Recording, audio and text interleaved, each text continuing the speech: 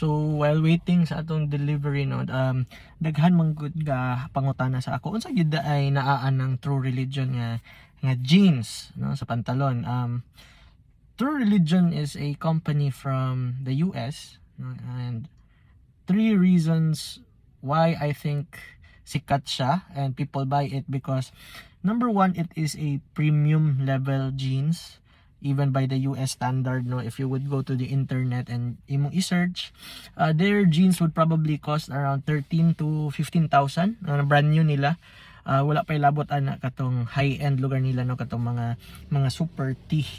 And then the second would probably be the quality sa pantalon no.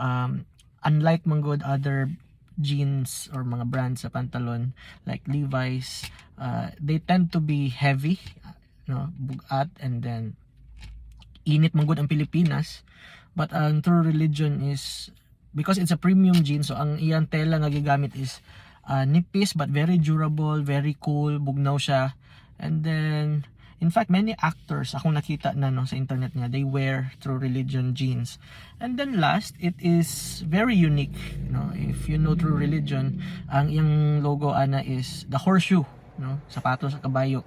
And then you would see that every design, every jeans na siya lahi-lahi nga stitching, lahi-lahi nga design, but tanan siya horseshoe no. So if dili ka ganahan nga dagan kag kaparehas no, namo koy mga nailhan nga tao nga di sila ganahan nga dagan sila kaparehas, then maybe ang True Religion is a jean that you could use no. So probably mo ni siya ang top 3 reasons why people who knows True Religion buys True Religion. So kato lang no. And if may mga questions or ganahan mo maghimo ko og serye pagyud ani, just comment down below para atong makita.